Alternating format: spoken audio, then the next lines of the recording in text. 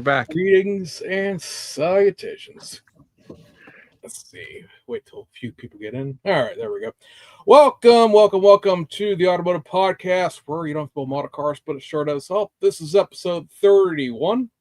We are here with a full crew tonight, and down here in our Hollywood Celebrity Square, we have Jeff Bloomhuff from the North Coast Automotive Modelers, right? That's what. Correct. Hello, everybody. All right. Also known on Instagram as Copley Scale Auto, as you can see on the screen there. Link to it is also in the description of the video. Jeff is an extremely talented modeler in his own right. Plus, he's going to be here to hawk the wares, as it were, of the upcoming Plastic Undercover Show in Akron tonight. So that'll be one of our big talking points, along with just generally putting him before the firing squad and discussing his hobby, as we do with everyone bring on here for interviews. So, gentlemen, it's been 2 weeks. I guess Sean and James have been talking to each other just yesterday. But for the rest of us who haven't seen each other in the last 2 weeks, what's going on? Go ahead, Sean. Anyone want to take a guess here? Let's see. Last week I saw Jeff. Actually, we were both at the Gem City NNL, right, in near Dayton. Correct. Yeah, that was a pretty decent show. Nice little show. Wasn't like massively huge, but good quality stuff. Yeah. I know Jack Higgins of Atomic City and the Johan sort of reproduction. He's always supported Plastic Undercover. He got these flyers out to us for Gem City, almost a year ago, and asked us to come and support it. So yeah, for sure. I know he and Randy Durr were kind of two of the organizers of it. They did a good job. So good to see people. A lot of good builders showed up. We had fun. Yeah, it was a good time. I enjoyed that. So we afterwards, it was probably maybe 15-20 minute drive to where the Atomic City shop is. And I ran into Jeff again. We took a tour. That place is pretty overwhelming. I was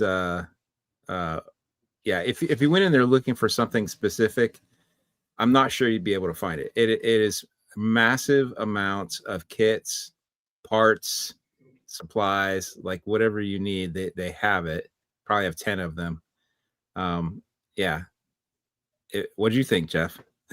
Yeah, I would call it a builder's hobby shop, because they have a complete back room full of like built ups and beat up built up kits. So if you're just looking for parts and you want to spend $10 on a kit you normally spend 30-40 on, or $15, so they have those resources. So it's cool to sit back there and pick through and find stuff you're looking for. Yeah, 20 feet of boxes of bumpers. Yes. Tires, hoods. Never seen a hobby store like that, or a model car store. Really, it was only model cars. I think they may have had a random plane in there somewhere. I'm not sure you've been able to find it. But, I also got Jeff. Did you get the chance to walk next door to the office where they had Bill Coulter's models on display? I did briefly. Yeah, that was pretty cool. Sad to hear about Bill's passing. He's been, a big part of this hobby, and I read his articles dating back to probably early '90s, mid '90s when I started reading Car Modeler and Scale Auto. So yeah, cool to see his collection kind of living on. Yeah, it was a shame we lost Bill a few months ago, and but they had, I think they had his. Or at least a part of his collection on commission sale. So they were helping a family out. And I think I'd heard that some of his models are going to end up in the Salt Lake City Model Car Museum collection, that I think is ultimately going to end up in, or has already maybe ended up in, a large car museum somewhere out Middle America somewhere. Yeah, I think Nebraska. Okay. And I was going to say Nebraska. Yeah. So I think some of Bill's kits will end up on display there as well, so which is pretty cool. It's neat to see, like, and actually while I was there was somebody buying one of his kits, just a fan. Yeah. And I was like, it's pretty cool to know that, his things ended up somewhere in the hands of people that will actually enjoy it and appreciate them, and not just scattered to the wind like probably much of my collection, and others will be. In the dumpster, right? Right. Yeah. Well, yeah, it's pretty neat. They had a lot of just rare stuff, unique stuff in there too. Yeah, cool. You ended up purchasing something there, didn't you, Jeff? Oh yeah, I was very excited. So a kit that I already own one of. It's just hard to find, and it's not everybody's cup of tea. It was a German release only of the BMW M Coupe by Revell. What? It was all of Germany. What? All right, The hang on. M3? You got The M3 that I've been looking for forever? It's the clown shoe. It's the M Coupe. Oh, the clown shoe. Okay, cool. So it comes in a body that's already well, I should say it's molded in this kind of crazy purple color. My previous copy was sort of semi-assembled already, so I found a very virgin kit at Atomic City for a very reasonable price, and I was doing a little dance, I think, when Sean got his attention. I'm like, check this out. And like Bob Downey was there too, and I said, Bob, check this out, because he's built that kit. I've seen his Fotki page where he stashes all his photographs, and so yeah, I was excited to get that. Will I build it? Who knows, but at least I have it. That's most important. Yeah. Well, I know where to find one now. Well, sure. Yeah, you could have my second one, I guess. I bought a collection of 3 kits to get one of those. It was one of those, hey, we're selling 3. It's a group of kits, and I didn't want the other 2, but I wanted that one because that's near impossible to find. And all right, fine. I'm paying for 3. I'm getting this one. I'm selling the other 2. Sure. Yeah, that ever elusive Dragon M3 is the one I'm really looking for. That's right. I don't know that I've ever even seen that kit in person. It's nothing. It's nothing to look at. It's probably like Fujimi quality, but it's the only M3. I'll see that kit pop up, and you've probably seen this happen too, where whether it's like a full scale, like a full size Mercedes enthusiast or a BMW enthusiast who bought these kits when they were new in the 90s. Well, now they're out of it, and they're trying to sell them on eBay for like an exorbitant amount. $150. Yeah. And I know what the kit is, so that's why I won't pay $150 for it. Yeah. Mr. Duff probably got one in his collection. Of course he does. Of course he does. Dragon. Yeah. Yeah, wait for the estate sale at James's house. That's all I got to say. Yeah, really.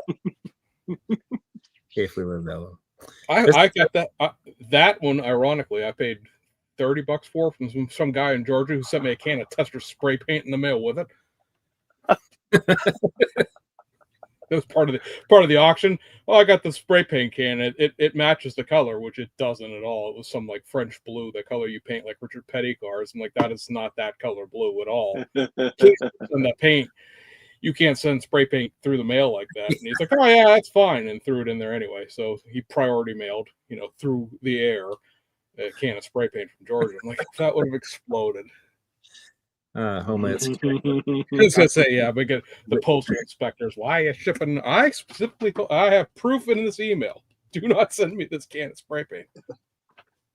The hell I want a can of enamel paint for in the first place? Because it wasn't, enamel.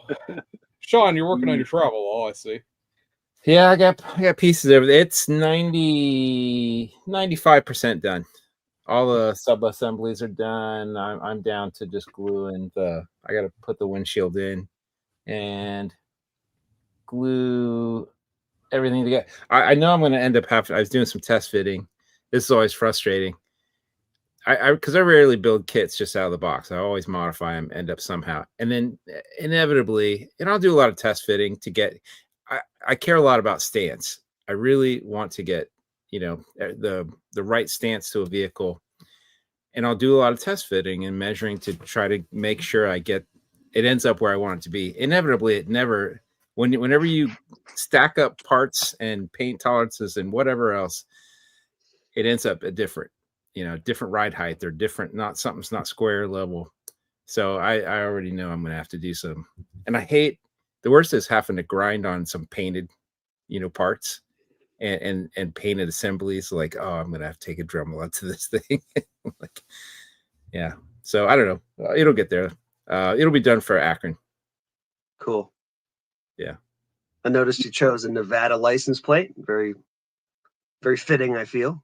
It's Utah actually, but yes. Oh, Utah. Okay. Yeah. Yeah. I got a bunch of, when I did the wood grain decals for it, I decided to print out a bunch of plates, license plates from various places, and I didn't know. Actually, I did some Nevada and some Kentucky and a bunch of other places, and I was kind of waiting to see what color scheme I was going to end up with, and then at the last minute, I decided on those. Cool. Yeah. I'm digging the license plates too. I think it kind of helps tell a story if you're building something with character. You know what I mean? Right. I think you can play with the color scheme too, right? Like if you've got a green vehicle, you could have a blue license plate just to offset and stand out, or just pick a state where you think that vehicle could exist, or what have you. So yeah, that's cool. Mr. Tester, what have you been? I saw a little pink thing pop up on your YouTube channel the other day. Oh, that's old news. So yesterday I started decaling the upcoming PZY kit box Ferrari 296 GT3 in the Garfield livery. So neat. Having fun with that. And I also started prepping the new Liberty Walk Lexus GT, the ducktail. Super cool. Yeah. What paint color are you gonna do the Lexus? I'm torn. Some of me wants to do a classy color, like a blue gray metallic or something, but then the other part of me says it's Liberty Walk, it needs to be bright and in your face. So maybe bright red with white wheels or something. Fuchsia. Metallic. Tunerish, yeah. Got to be something bright. So I don't know yet. When I get it in primer, I'll figure it out.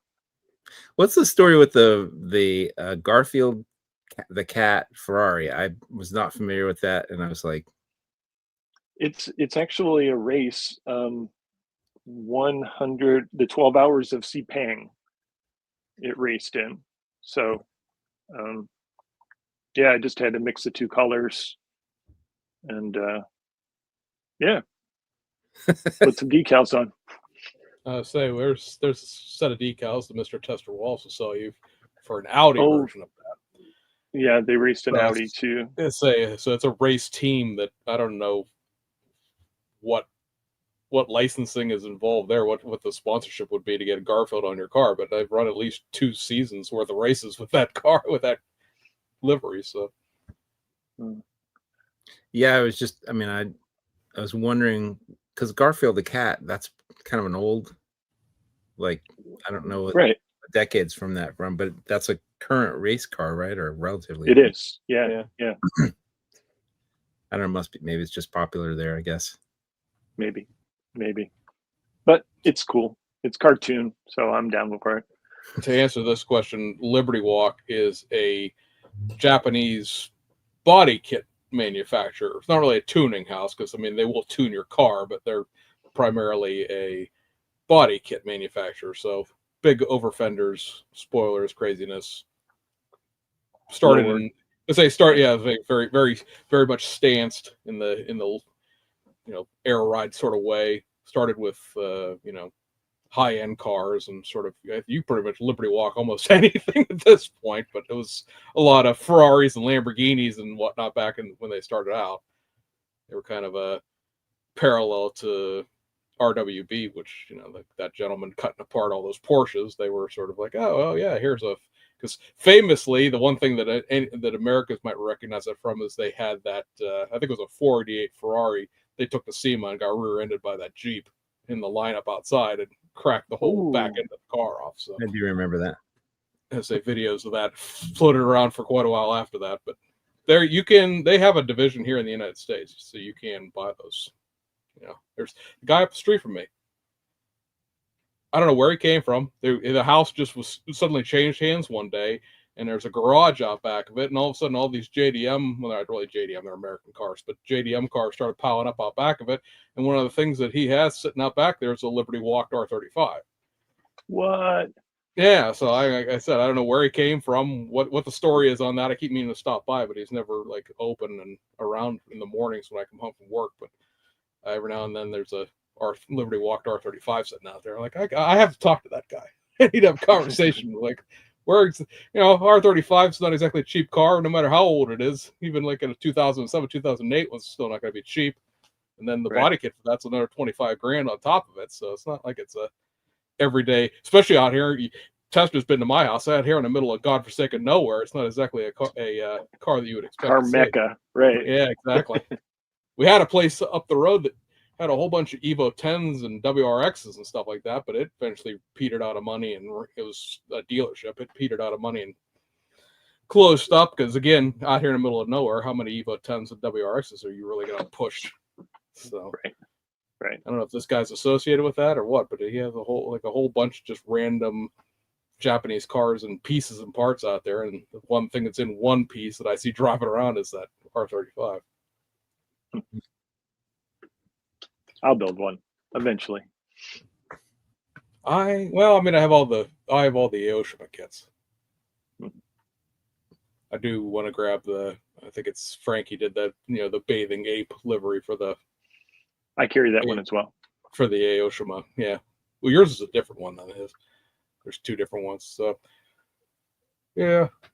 James, are you going to have all your stuff for sale up at Akron? I could. Yeah. Oh, I could. I mean, Mr. Tester's decals and kits here. Yeah, I could bring a selection. I don't know how many people would really be interested in them, but yeah. Maybe I'll get an extra table. Do we have any extra tables, Jeff? Not really, but okay. I mean, we'll talk off air. How about that? Let's say put him on the spot. Hey, that 6-footer. Yeah, we'll give you that short table that nobody else wants. I've got you next to Mike Schmouter, by the way. I figured you guys could help each other. But yeah, if you need it, maybe we could work something out. I just had to turn 2 people down today and yesterday. People called, and I've kind of reached my limit, so I put them on a waiting list. Okay. So if they're watching, they might get upset if I gave you a table. Sorry, James. Yeah, he can stall out of his trunk in the parking lot. Right. That's true. Put him out there by the food truck. Well, since we brought it up, yeah, I mean, just putting the word out, James, that you're going to have the stuff there might bring people out of the woodwork. Right. I saw some post on Facebook yesterday that Jay's Model Garage, Jay's Resin Garage, he does a lot of 3D printed NASCAR parts and bodies that he's tagging along with somebody. So he's vending. So I'm like, hey, do you mind if I announce this? Just to kind of, he's like, yeah, go right ahead. Because I'm pretty sure he's pretty high volume for that NASCAR market. Maybe other markets too. I don't know, but I know him to be associated with making NASCAR stuff. So yeah. And the show, of course, we're talking about is the Akron show. So Jeff, go ahead. Tell us about Akron. Yeah, sure. Thanks. We are now entering the 3rd annual. The whole thing started really when COVID quarantining was taking place. My local club, North Coast Automotive Modelers, meetings were held at a community center in the outskirts of Cleveland. So they shut down.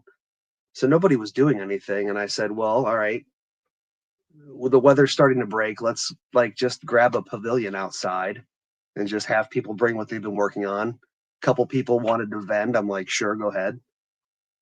We brought coffee and donuts, and we practiced safe social distancing, and a few people wore masks, but it was a lot of fun. And then we did it again, maybe 6 months later. And then after the 3rd one, we said, well, we're putting all this work into this. Why don't we make it legit now? Plus COVID restrictions were starting to fall off. So that's when we had the idea. I say we, I mean, me and a few of my club members kind of put our heads together and said, let's find a venue. The first one was held at this really unique venue in downtown Akron. It was part of the former Goodyear headquarters. When I say unique, it was unique, but it just wasn't great for a venue, I guess, for a show like that. So it was memorable, but it was dark. The lighting got screwed up somehow. They used these Edison bulbs, which, if you guys were there, I mean, we all had a good time. They were like a yellow tint on everything. Yeah, exactly. I know when I toured the place, they weren't that way. They must have switched them at some point. But anyway, we filled that venue up really quickly and realized right away, yeah, we had a good time, but it's time to get a bigger venue. So that's when I contacted my local high school, who has this awesome auxiliary gym, like 10-year-old building, amazing lighting, amazing space, PA system. So we held it there last year and had a really good time, really good turnout. We had some very I think noteworthy builders show up. And all the feedback I got was great. So we're just kind of building off of that and making subtle changes here and there. Again, it's an NNL type show, right? I guess if you look at the scape of shows and contests, there may be two sort of categories. I think contests are important, but for me, I'd much rather put the time and effort into an NNL type of thing, because really what we're stressing is just bring as many builds as you want. The primary goal is just to meet people in the hobby, socialize, get new ideas, get inspired, take away some of that competitiveness, so to speak. And actually, my real pet peeve is when you have to close down the hall so people can judge for 2 hours or whatever it takes. But anyway, so that's what we're doing at North Coast Automotive Modelers. We've got usually about 70 vendor tables and then another 40 tables for the model builds. There's a food truck there, restrooms, you name it. So build theme this year was boxy icons. We announced that back on April 1st. We just wanted to take a look at some of the kits that were coming out, right? So Revell had just released released the Chevy Blazer from that Stranger Things. So if you kind of take a look at that, and the Ford Bronco from Revell, and maybe it's like the International Scout and some of the Jeep CJs that were re-released, I just felt like it was a category that would bring a lot of builds of variety onto one table. I think another unique thing about our show is we've got a couple club members that are super talented and willing to build really cool trophies. If you guys know Eric Ritz, Yeah, for sure. I think he runs a YouTube page called All Scale Garage, and then he's got an Instagram page called Impalo66, industrial designer by trade, and just uber motivated and uber talented. So he's designing some of the trophies this year again. We've got another member named Mike Koneski, who's really great at painting, pinstriping. He's also handling a few of the trophies. So other than that boxy icons theme, we've got trophies going out this year for best JDM, best patina, best youth, best of show. Is that 5? There's a 6th one. I don't know. I should have Don't written have it. no memorial awards, so I didn't write it down, but there's a 6th one. So yeah, we just look forward to it. Hopefully, another thing I like about the venue is where it's located. We're close to freeways. We're close to gas stations and restaurants. So there's really no stressing out about getting there. Plus, it's Akron. It's not really going to be the threat of traffic is not really an issue. So, and lots of yeah, parking. I mean, if you guys are watching this, I mean, Akron is 2 hours from Toledo, 2 hours from Columbus, 2 hours from Pittsburgh, 2 hours from Erie. So we'd love to see people come through and experience it, and then tell their friends. Yeah, I'm excited. We were all at that show last year, so it'll be good just to see all you guys in person again. But also, how many cars were on the table last year, Jeff? I want to say 430 some odd cars, if I'm not mistaken. Okay. Yeah. And how many vendor tables? Vendor tables, there's about 70. 70. Okay. Yeah. And there was it comes out to like 30 different vendors signed up right now. Yeah. I remember there being a pretty good, it wasn't just people selling kits. There was seemed like there was a decent amount of aftermarket vendors and 3D printers. And do you know, I agree. who do you, off the top of your head, do you know of any vendors that are coming? Or any names? So I would agree that last year, I think our variety types of vendors was pretty cool, pretty unique. Returning, we've got MCW finishes. He doesn't bring any resin with him typically. but he brings his full line of lacquers and enamels, and I know he does pretty well, and we like having him. Obviously, Steve with round 2 will be there. I think he'll have a couple builds or couple kits to maybe debut there, if I'm not mistaken. Don't quote me on that. We do have probably an influx of some 3D printed part manufacturers coming through this year. The names escape me right now. Gosh, we've got Ron Andrews of Resin Model Ranch, or RMR. He's got a bunch of tables. Spotlight Hobbies, a guy named Matt from the Michigan area. I believe he and his wife are coming in. And yeah, the guy I mentioned earlier, he's coming from North Carolina. Jay's Resin Garage. So nice. Yeah, we've got STS decals always. They've been there from the beginning. They've got, I think, some extra tables this year. They're also sponsoring an award. Anybody using STS decals on their build will have a chance to win a trophy of some sort. You know what? Bear with me one. They have a neat little trophy too that they STS, because they had one in Dayton there at the Gem City show. They have a glass bowl with like a decal soaking in water, but it's actually like embedded in clear resin. Okay.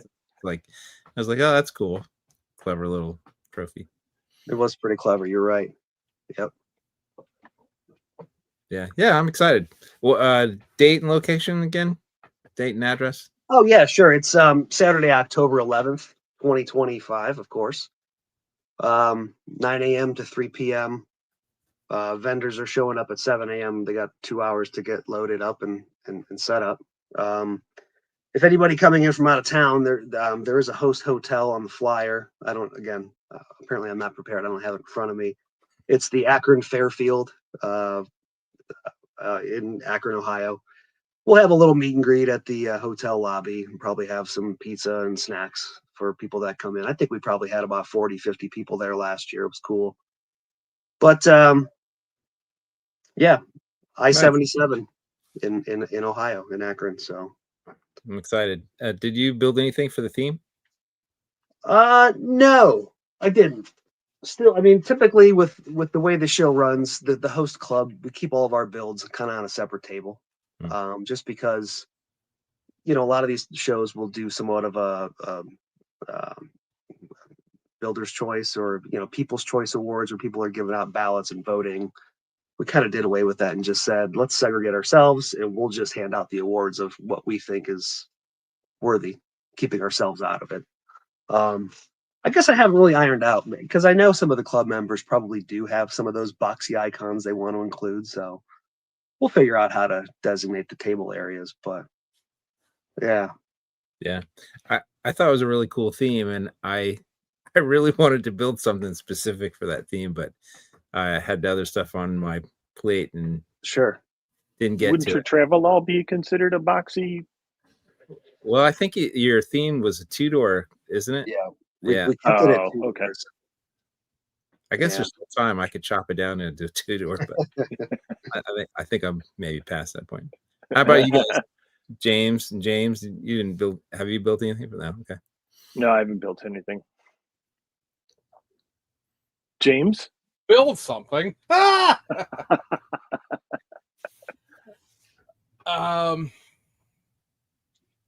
Now, NCAM obviously used to host a really big October show back in the day. It is the original sort of founding club, or not founding club, but running club of the NNL in Toledo. Is there any sort of desire in the future to make it a big to do, or is this just you want to keep it something sort of local and sort of not small, but mid-sized, easy to deal with? Yeah. To answer that, and I'm not. This is not my own fresh idea. This is what I've heard about how the NNL Nationals used to take place.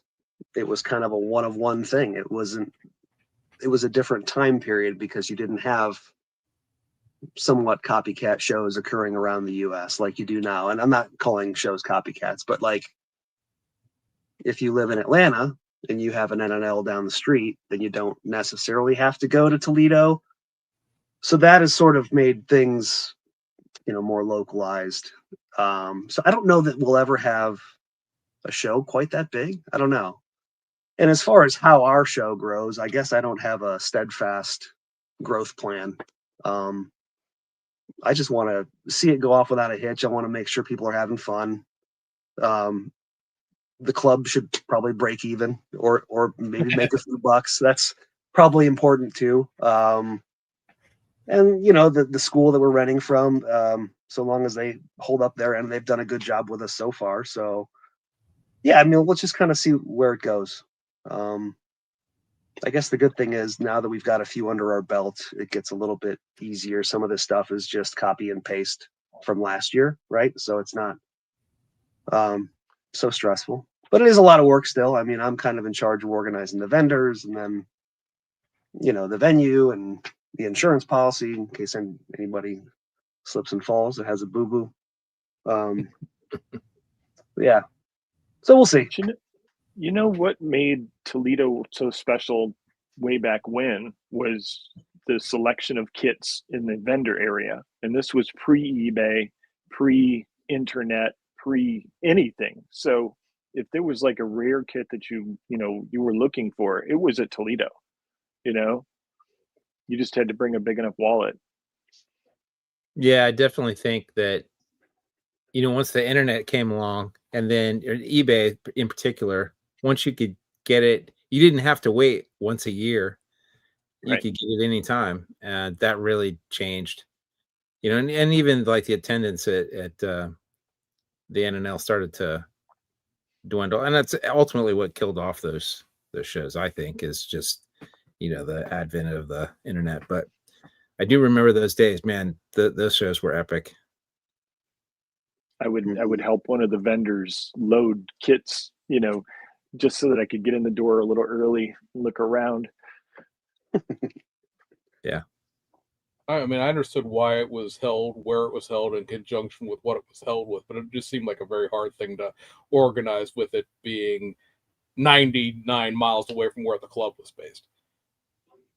Right. That was always seemed to be, like I said, I totally understand with the Carlisle Toy Show being the next day, why NNL was the day before or the night before, because technically it ran 2 to 8 o'clock. So, but from a club perspective, being in a club now and being in the previous club that we had down here and organizing that show, I appreciate the trials and tribulations of trying to get a show off and trying to do one that's also an hour and a half away from where everybody is at. It's just even like it was just be a pain.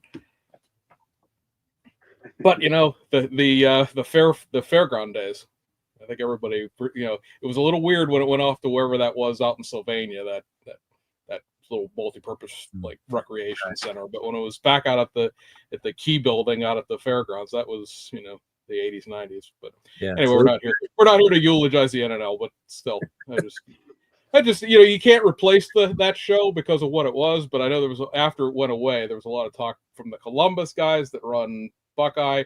Oh, well, we're going to take that over. We're going to do the NNL, and now this show sort of come up.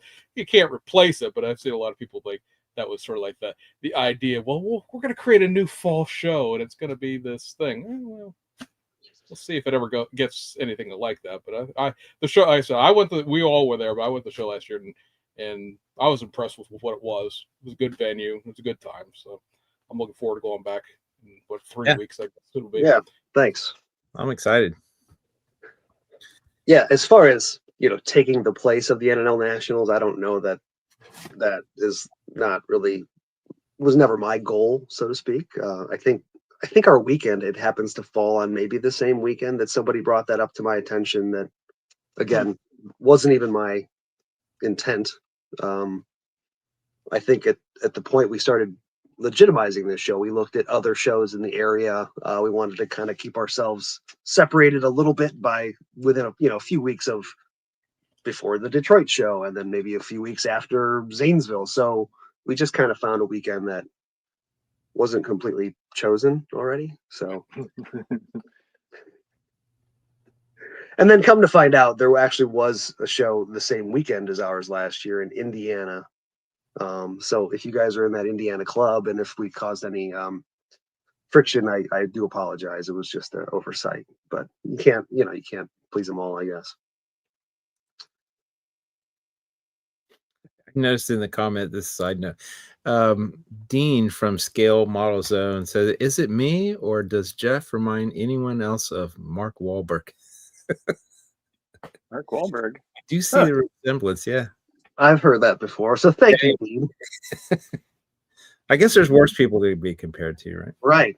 I mean, isn't he a restaurateur, and does he own dealerships now too? Yeah, he's got a Chevy dealership in Columbus here. Okay. He's selling Chevys. Wait, was he the one that married Jenny McCarthy, or was that the brother? I don't know. That might have been Don. That might have been Donnie Wahlberg. Donnie. Okay. Yeah. Anyway, what have you got on your workbench right now, Jeff? Not much. It's kind of a weird time. Show planning gets a bit heavy, and it's football season, to be honest. So I have to support my Cleveland Browns. That's what my Sundays are dedicated to now, for better or for worse. I don't know. I've got. This is just a Revell VW Vanagon, the flat top version, the non-camper version.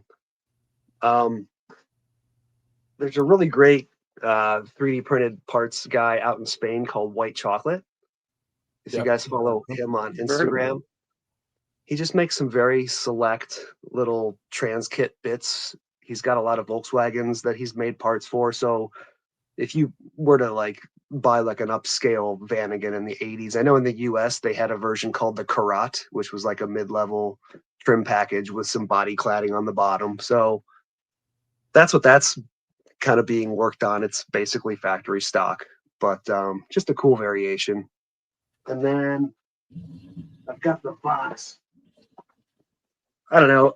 I know James, you guys have both built some alpha models, or at least dabbled with them, and you know the difficulties.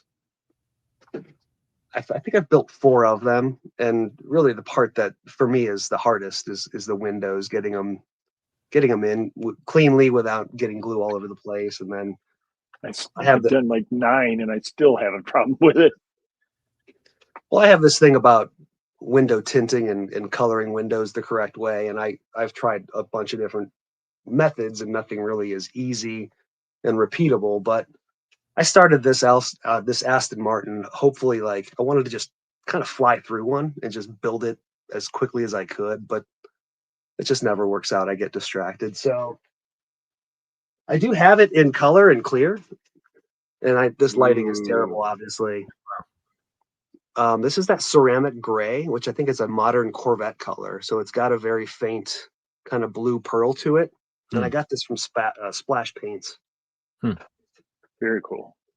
So it's going to have maybe some black wheels, maybe like orange and black interior. We'll see. There you go. But that's about it. If you're giving me the floor, one of the things I wanted to bring up is I keep a production sheet on my wall, on the back wall of my build area, and it's just it's a list that I update quarterly, and it's got A's, B's, and C's. The A's are maybe the 3 that I want to get done the most, or maybe the ones that I've progressed the most on and have a chance of being finished. And I'll just jot notes down underneath each line item saying, okay, I've got to send this out for chrome plating or whatever. And then there's B's that might be another 3 or 4 builds that are behind that. And then the list of C's could be 20 builds or 20 things long, stuff I've at least put in primer or have some body work done on it. So I saved all my lists and I have them. So I've been doing this since Q3 of 2019. So I've got 35 sheets of paper here with all these prioritized things. It's kind of fun to go back. Are you a project manager by chance? Is that somebody else asked me about that? Yeah, so I work in sales and I have for 15 years. It's very organized. And so I think some of the organization comes from just keeping projects straight and documented. You've got an enterprise roadmap staged out of like, what's coming out quarter by quarter. Yeah. Like back in 2019, I was working on a 71 Super Bee, and one of the bullet points I wrote, that bleeping fisheye in the trunk, just finish it and abandon the feature article idea. So this was a time where I was writing for Scale Auto, and I was photographing every step of the way with my DLSR, and but apparently there was a fisheye in the trunk that was really bugging me out that quarter. But I ended up finishing it. So yeah, that's fascinating. It's probably fun to go back and look at like what you're thinking at the time. It's almost like a diary of your building career. it is. It kind of helps me keep track of what was finished when. I mean, some years I've gotten like 8 or 9 builds done. This year is going to end up being like 3. So, but that's okay. Fascinating. As long as you're having fun, that's all that True. matters. That's right. I agree. James, do you guys how do you keep track of what you're building? I usually use Instagram. Like for the show, I'll say, look at the date from a year ago, and then just take the cars that I built since then. But yeah, I pretty much use Instagram to document when I finish things. Huh. I have found that, at least from this perspective of projects that I haven't finished, Facebook is a great motivator, in the sense that like the memories come up, right? And you're like, oh, I started that 5 years ago. Hey, that's I put it's in a box on the shelf now, but like I remember that. Oh yes. I think a first purchase from Hobbylink Japan comes up around this time every year, and it's those. I have not built either one of those 2 kits. It was Fujimi Lexus and the Tamiya LFA, and that's, I don't know, 15 years ago now on the memories. And you're like, ah, geez, that's. If I followed my wife's rule of like, if I don't use it for a year, I have to get rid of it, that should have been gone 14 times over by now. It's like, honey, I appreciate that for organization's sake, but modelers cannot follow that rule, or else we'd constantly be selling everything we own every year. I couldn't imagine. Right.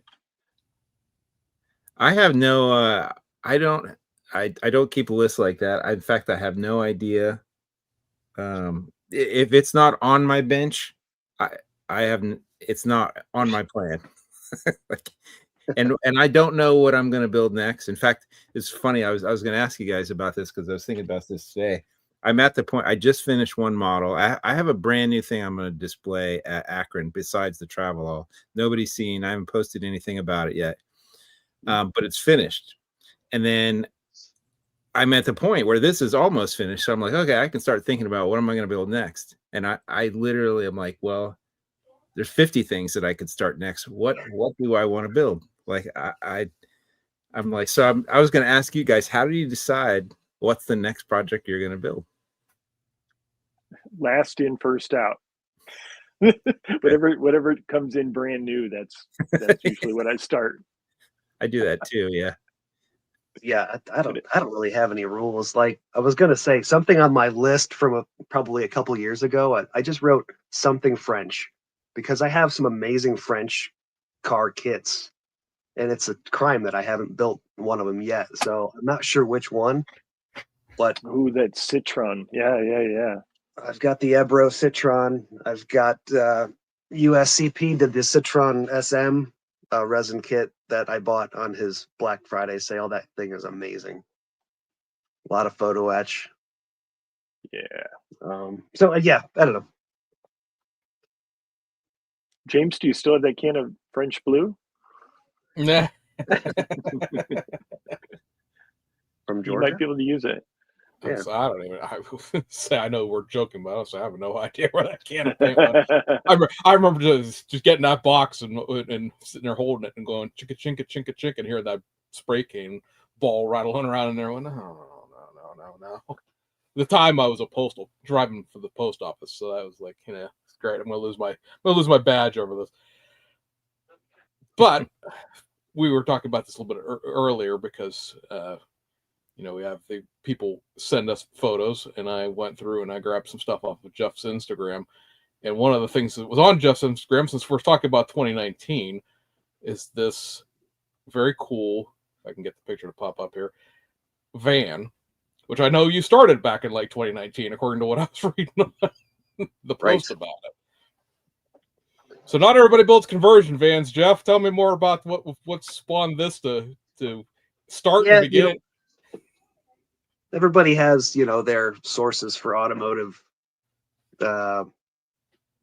affinity, right? I mean, whether it's you get it from your dad or it's in your family, but in this little notes that I jotted down, one of the toys I had when I was a kid was little Van Goghs. Do you guys know what little Van Goghs are? Really? Tell me. No, I don't think I'm going to Google right now. Little Van Goghs was a little box with stencil plates that you could switch out. And there was a front, a middle, and a back of a van. And each plate had different accessories. The one back might have a spare tire, one might have a wing and some bubble windows. And you just take like a crayon sideways and you scratch off your stencil of a custom van, and then you color them any way you want. And that toy was at my grandparents' house, and I would do it for hours. And so possibly that's where my affinity for the conversion van or custom van scene came from. This started off as a built-up 76 Dodge from NPC. Because so many of those kits are long wheelbase vans, I prefer to shorten them when I can. So I've shortened the body.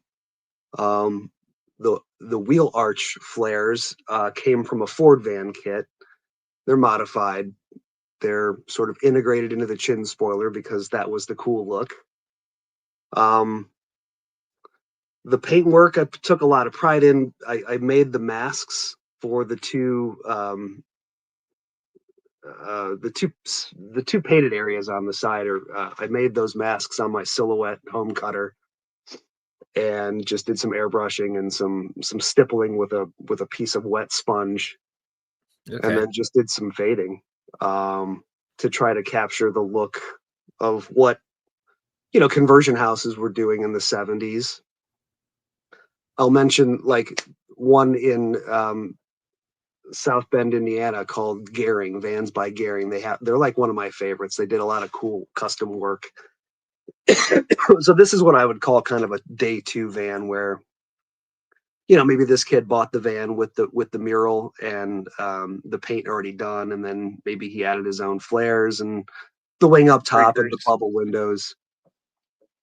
The two windows on the back, I actually made those bucks myself out of milliput and vacuum formed them and sprayed them black from the inside, and I'm pretty happy with those.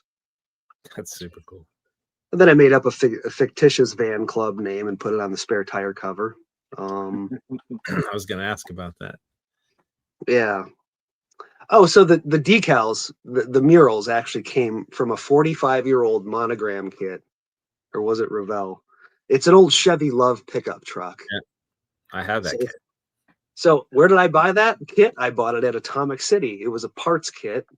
There was almost nothing left, just a few accessories in the box and the decal sheet. I'm like, oh, for $10, I'll take this. And I used the microscale liquid decal film on them, where you just sort of brush on a thin layer and let it dry. And then I trimmed them out, and they laid down pretty okay. And then once I buried them in clear, they're there forever. Huh. Again, I tried to do a little interior detailing with some foam. A lot of the lowrider builders are using this hobby foam sheet with like a stencil, or they're making like a 3D printed block where you can do like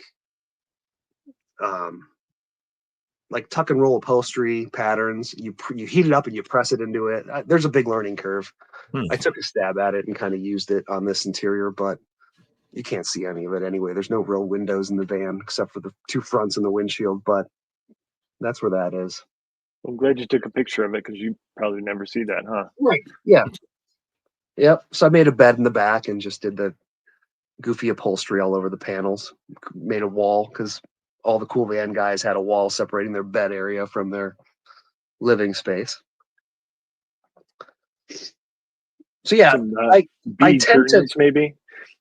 Do they yeah, have the if bead you look curtains? at that wall from the front, it's got like a textured pattern to it. But yeah, curtains would be good too, James. Beaded curtains. So I you've tend done to a bunch. fluctuate. Oh, go ahead, James or Sean. Well, I was gonna say I know you've done a bunch of different vans too. That one's, Mr.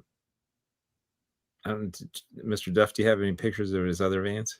I grabbed selected items, and that was the Yeah. only one that I have a few in the primer stage, and you know, I've got a few rare kits out there that I'd like to see the light of day someday. So I know. I remember seeing on your Instagram page you've got. I saw it in primer. I think you've got a early '70s Ford Econoline, don't you? yeah, I've got that sitting back here. Again, it's in primer. Was that a resin body or? It is. This is from Robert Burns' Too Many Projects. Okay. So he kind of allowed you to specify whether you wanted windows in the back, sliding door, or you know, barn doors. So yeah, short wheelbase. I think I'll probably use that Revell chrome spray on the grill. I've vacuum formed a few windows. They turned out okay. I've got to, you know, give that another shot. Vacuum forming windows, isn't it, James? God. Nobody like puts out like a Bible with all the to-dos. You just kind of have to piece together information from the internet and hope for the best. Right. I know that Irvin Arter had done some videos recently, and I watched him, and I thought he was onto something. He was he was taking his bucks and forming brass over top, and I'm like, that might be genius, because again, you It's don't hardcore, right? So I've done some different things, and I don't know. It's just so hard to do it consistently. I mean, you can make a bunch of okay windows, but to get one good one is very hard. So yeah. That's usually how it goes. When we worked in a shop, we had a big vacuum form table, and we were going to make 15 to get one good one. That was just how it went. Yeah. Crazy. I think the next time I do a window for a printed model car, I'm just gonna cut acetate and glue it in place. I've pretty much had it with the vacuum forming. Yeah. I've done it that way once, where I carved a channel out of two of the insides of the windshield opening, so the windshield could just slip in there, and right. It worked out. Was that on like a muscle car or something? That was on a 72 Dodge Polara station wagon. Okay. Oh, okay. I know exactly which one you're talking about. Robert Burns. Yeah, I just used a piece of acetate. Mm-hmm. So, Mr. Duff, do you have a picture of his wagon? No, I do not. I will say that something I do have a picture of, because somebody in the comments just said that they thought the van was real. I had to track Jeff. I had to track Jeff down at Akron, and I don't want to say this because it sounds like I'm being mean to people, but I don't track people down about their models a lot. I mean, I'll find you, I'll talk to you about your stuff, but I actually tracked him down because when I saw this Camaro for the first time on Instagram, I went, "Oh, it's a real car." And then I scrolled through it and went, "Oh no, shoot, it's a model car." So this is a very nicely done Camaro because it's subtly changed. It's not just an out-of-the-box, full-grilled Z28. You've transformed this, I guess, backwards into an SS350. Option-wise, I think that would be a trim level down from a Z28. I think you're right. I think this is one of my favorites that you've done, I think. Well, I appreciate that, yeah. And I feel like those moon caps are kind of polarizing. You either love them or hate them. I may have not liked them at first, but I don't know. When I am planning a build, I want to know, because I like to build a lot of factory stock stuff. I want to know what the color options are, and sometimes I kind of drift towards the least common or the less common color options, or just options in general. And then if you dig hard enough, you'll find freaking Mecum auction where basically this real car sold as is. So I kind of had, plenty of reference pictures, but it was almost dead on. I guess to convert it, I think I used the decal sheet from Keith Marks to get the SS decals and the call outs for the fender.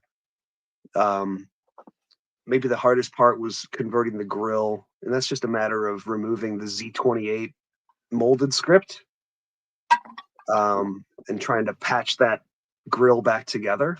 And then the SS badge on the grill is just a decal. I think I stuck it to a piece of old aluminum sheet stock and bent it so it stayed stuck to the peak of that grill. And that blackened out tail panel is probably my favorite part of these SS Camaros. Yeah, these are not easy kits to put together. If you guys have ever done the AMT, It's not 70 and a half Camaro, the biggest issue is that the windshield and the dashboard overlap by a good quarter of an inch. So both of them have to be trimmed because I've now built two of them. So no, I appreciate you liking the build, James.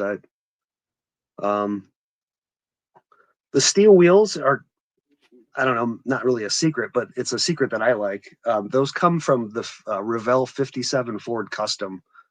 That kit had two deeper wheels for the rear for that custom drag race version. And I think they're deep enough to look correct compared to some of the stuff you get in kits.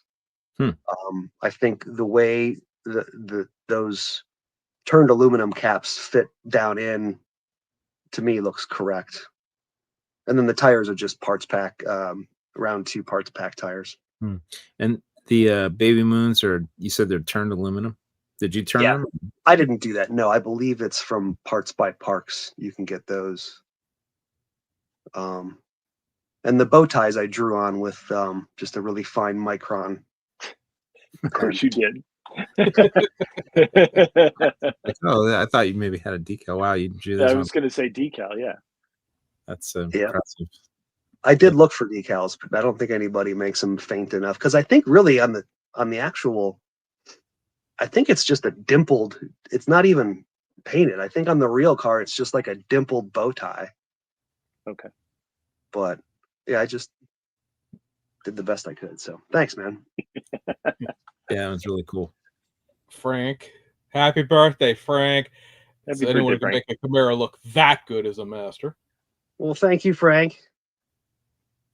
For finally the merciful end of Franktober. Let's see here. You also built was it the maroon Z28 version of that kit too? Yeah. Yeah, thanks. Yeah, that one was pretty much box stock, I think. Just I picked some jar of MCW that I had on the shelf that was close to black cherry metallic, so then used the white stripes from the kit. This big. That's not it. I know that's not it, but while we're on the topic of poverty hubcapped Camaros here. Yeah. This is another one that's very nicely, subtly different than what you would think it would be by looking at it. It's not a 67. Yeah. Similar treatment. I started off with a decal set from Keith Marks. The Hideaway headlight grill comes from a guy in Buffalo named Frank Blonsky, FMB. I want to say FMB Resin Works. I've bought a few things from him. It is meant for a 67, but I think the research I've done, it's correct for a 68. This kit started off as Revell's 67. I made the changes to make it a 68, which is just eliminating the pillar. Vent window, the pillar, right? And then the tail lamps had to be changed a little bit. Yeah, I had to repaint this body once, and it was kind of a pain, but so I was happy to finally get it done. There's something I don't like about it though. It's the wheels and the tires. Like everything I said that I liked about that last Camaro we looked at, it doesn't work as well on this one for some reason. I like it, man. I think it's cool. I love that color combination. Yeah, me too. I really like about the car in general is that the fact that the chrome strip that rides along the bottom edge of the door and then everything below it that's painted black Hmm. gives the body a much slim look. Like in this photo angle, it almost just looks like shadow. You don't even see the bottom portion of the car because of the poor lighting on this particular day in my backyard. But I like what GM or Chevy did with that specific. I'm going to gush for a minute. You guys, until you have seen Jeff's paint jobs in person, they're gorgeous. Well, thanks. He has his clear coats dialed in. He's got his polishing dialed in. I'm a fan. The only reason he's saying that is because he taught me how to paint. You and Mike, yeah. I showed you a thing or two years ago, but you've really gone with it. Thanks, man. And I look forward to seeing all your paint jobs, man. Thanks. Do you usually airbrush things, or what's your painting process? I pretty much airbrush like 99% of everything on a model these days, just out of stubbornness, maybe. There's certain things I probably could get away with just rattle canning. Yeah, so just kind of talking about history is like when I met James, I'm going to say it was probably 2014. I was kind of getting heavier into the hobby and kind of going back to some of those North Coast meetings. And I met him and another friend named Mike. And they said, hey, we're having a paint night. Come to Mike's house. Bring a body. And so that's when, I learned that they were, they kind of sold me on the MCW paint line. It's readily available. They can mix it in any color you want. And then they were also using PPG Omni, automotive urethane clear. And that's just kind of what I've stuck with. It's not perfect, but I kind of know how to work around stuff. And I've learned how to like correct mistakes, and that's a big part of it. So there's no right answer. It's just a matter of like learning, what you can do and what you can get away with. So yeah. What kind of airbrush do you use? It's an Iwata HPCS, gravity fed, dual action. I bought, Hobby Lobby had a sale on those Sparmax compressors. Do you know the Sparmax brand? I don't know much about them, but it was $100. So I'm using my Harbor Freight compressor that is probably on its last leg. So then I'm going to jump over and try this $100 Sparmax. But yeah, primarily I like to use MCW lacquers because I know, I've learned kind of how to use them. I've dabbled a little bit with splash paints. For all my like underhood, interior, chassis stuff, I'll use a lot of Tamiya acrylics. I like to play around a lot with different sheens. So, I've got, MCW has a line of clears that I think that's called their flat line, where you've got a 20% flat and a 40% flat. I'll kind of toggle between those on certain components if I want one to shine a little bit more than the other. Right, because when you look inside of a car, there's no shine. It's all just different sheens of flat. Yeah. So true. Yeah, you capture that well. I've had a few people ask me about panel lines.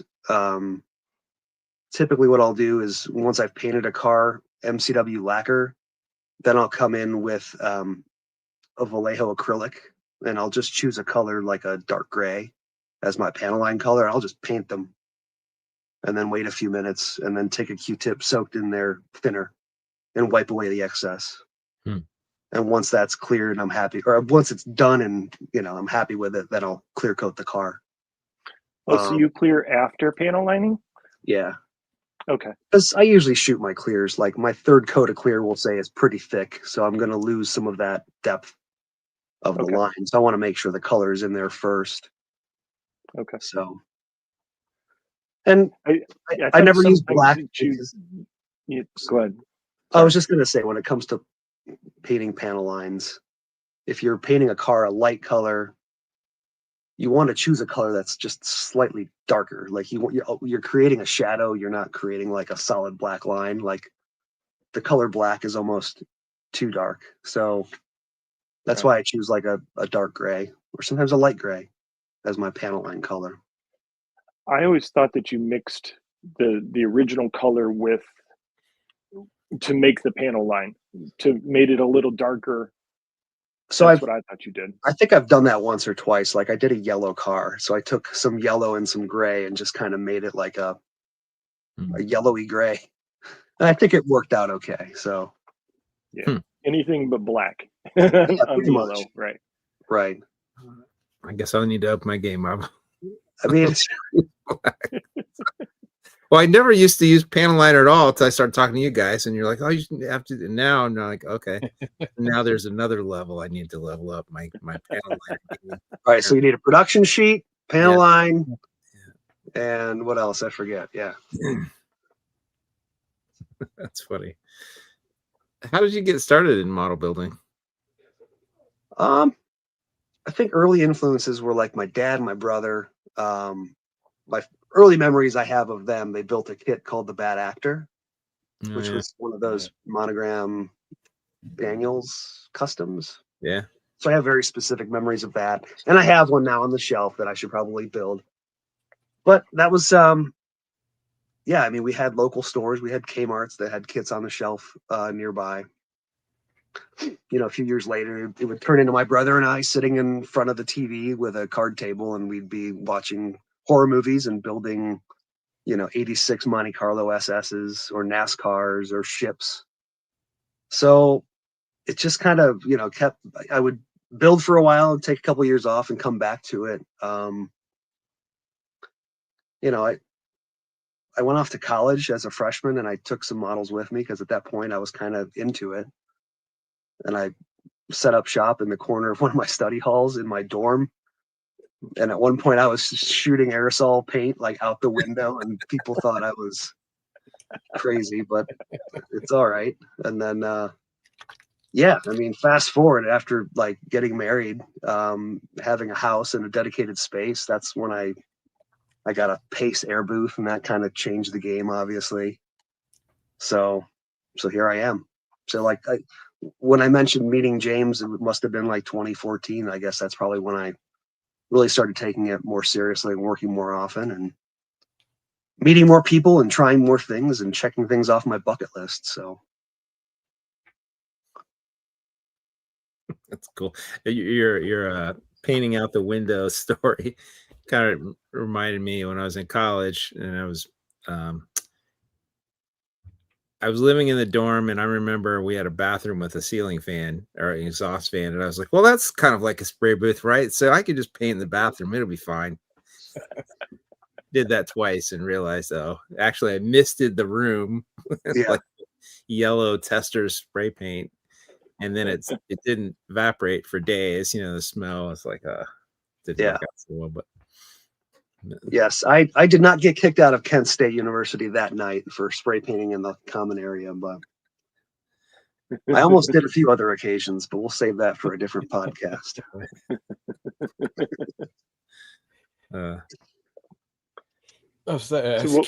Kent State. Oh, but yeah, but you got to park your car out at the football stadium and ride the bus back to the dorms. Yeah. Yeah, that was a raw deal. You're right.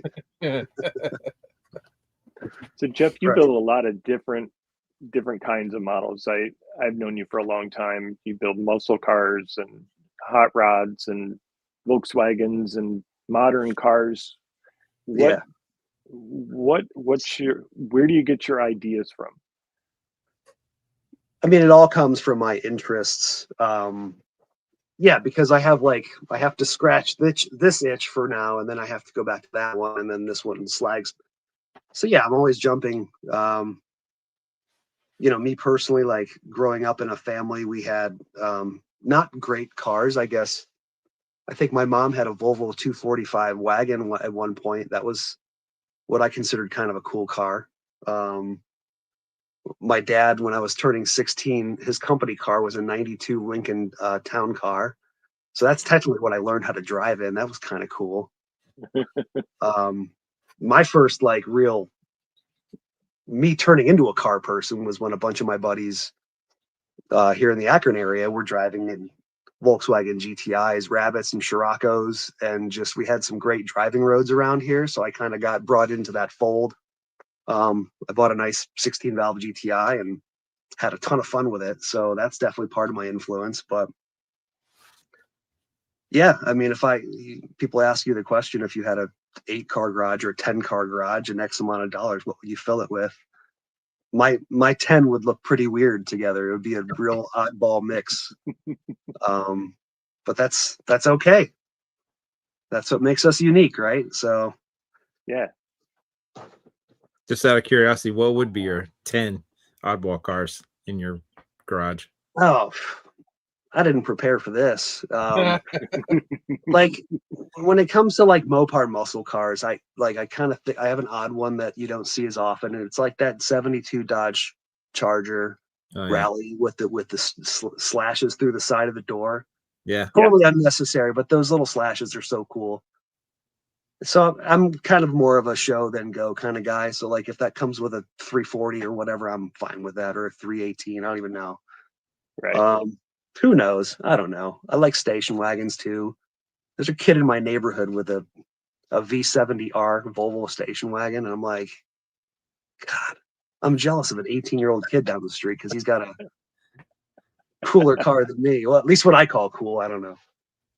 So yeah, it'd be pretty eclectic. You know, it'd have to have an old van, probably a Dodge, Volkswagen Scirocco for sure, because that's. I do have a list of model kits that I want to see made. We're going to talk about that. Volkswagen Scirocco, second generation. Somebody needs to step it up. It's probably going to be Revell if it's anybody. So let's hash that out later. Which because don't they make a Scirocco of some vintage? They do. Yeah, AMT just re-released it again. It's that first generation. Okay. That was designed by Giorgetto Giugiaro. But the second generation is the one that I'm more fond of. It's kind of a long, drawn out hatchback. Okay. Still based on the Golf platform, but they're just cool. I mean, again, not everybody's cup of tea, but I want one. So they'd at least sell like 8 kits to me alone. So yeah. I think the 3D print will probably come out first. Yeah. And I have one. It's real rough. It's from overseas. I don't know. I bought 2 thinking I can cobble them together into one build, but it would take a lot of work. So we'll see. We'll see. You're the man for the job. Speaking of 3D printing stuff, I know you've done a few. Your wagon, your 72 Polera wagon comes to mind. What other 3D printed stuff have you built? Really, I've done that wagon, and then I also did a Polera sedan, a 69 Polera sedan. Both of those came from Robert Burns. I've got a 73 Grand Am in primer. You know, again, depending on how much sort of grain the body comes with, that's how much prep work you have to put into it. So this already has a lot of work into it, even though you can't tell. I've already sort of ground down the A-pillars so that windshield will sit flush and look correct. What are you doing for the interior and chassis on that? Because these just sell. Robert Burns just sold a body, didn't he? Correct. I have a friend named James Tester who floated me one of his 3D printed copies, and I pirated a few of the interior parts out of that. The chassis, I'm just using a basic like Johan chassis from the Cutlass. Cutlass, okay. Yeah. So again, it's going to be a curbside, and I'm okay with that. But your question might ask, why are you so into 73 Grand Ams? Well, I would say it's because of this guy, Joe. Man. Yuha Aereo. Did anybody read this copy of Car Modeler from March 1996 like I did? Yeah. Yes. Just, like at that point, and I think when I discovered that magazine, they had just opened a Borders Books and Music near me. I didn't know it existed until then. And I was blown away. I'm like, people do this? Like people wire distributors and, you know, run throttle cable linkage and just, so I was blown away. And that particular article like stuck with me forever. And I keep that pretty close to the bench just to look at it from time to time. He's Yuha Aereo, if you guys don't know who we're talking about, is a Finnish builder. He did a lot of articles back in the day. he is still building. I see some of his stuff once in a while on contest tables in Finland and other Icelandic shows. But wouldn't it be great to meet him someday? well, I did. I mean, Did he you? was at NNL East in 2017. Yeah, He he was had that resin company that he and that other guy were running. They brought a whole suitcase full of stuff over with them and were there that day. Yeah, correct. He has a resin company called Air Tracks. Yeah, Right. That he mastered a lot of. And I don't know the status of the company now, but I was able to buy something off of him and, you know, talk to him a little bit. He was pretty busy selling, making money hand over fist, because it was like when you think of the old days when people used to rush into NNL Toledo to get to Model House. It was Right. kind of like that in 2017 at his table. It was pretty funny. C1 was pretty much the same way. Yeah, true. We've missed Chris at NNL East. Hope they come back sometime soon. What happened to that company? C1. I haven't heard anything from or about him in a while. He's still going.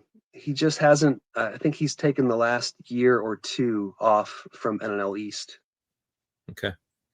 Yeah, he did just recently a bunch of civilian escorts based off of the Mark II Escort, that really crappy SG kit. New bodies, Right. new interiors. You still have to use the SE kit for the chassis and well, not the running gear, because some of that stuff comes with engines too, but it's all the the Cosworth powered escorts that ran. Well, they're civilian cars. They don't run anywhere, but they were running in Europe. So I mean, it's catering to the UK audience with those. I mean, I'm sure there's some US guys that would buy them too, but we didn't get that escort here. That was not it's not the same escort that we had in the United States. So, not really. Well, I don't know really, who would buy that here in the US. Well, I mean, I was gonna say, AMT, when it was owned by Lesney, did make the sort of it was still a European escort, but at least kind of sort of was the one we had here, along with what was that, ZX2, the little coupe version of the escort. The British car market is fascinating. If you just look at the Fords that sold in Europe alone or England alone, like the Cortina and the Granada, not our Granada, but their Granada, and then it's wild. They say the Sierra and the Sierra Cosworth and all the late 80s, early 90s sports cars, because they were road going versions of either rally cars or touring cars. But we don't pay attention to that because America. Right.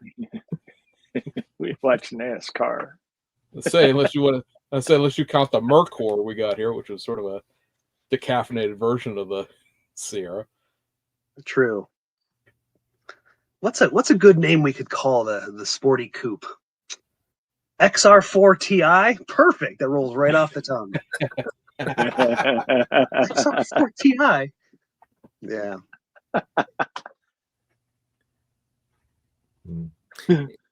Jeff, you mentioned it earlier, and there was something I wanted to talk to you about. You brought up something that I'd never really considered before, and I remember you talking about, we were at the NNL, and I think I don't remember who you're talking. You're talking about tinting the windows to the factory color, and I'm like, oh yeah, I guess they're not really clear, are they? There's usually a shade of like bluish green.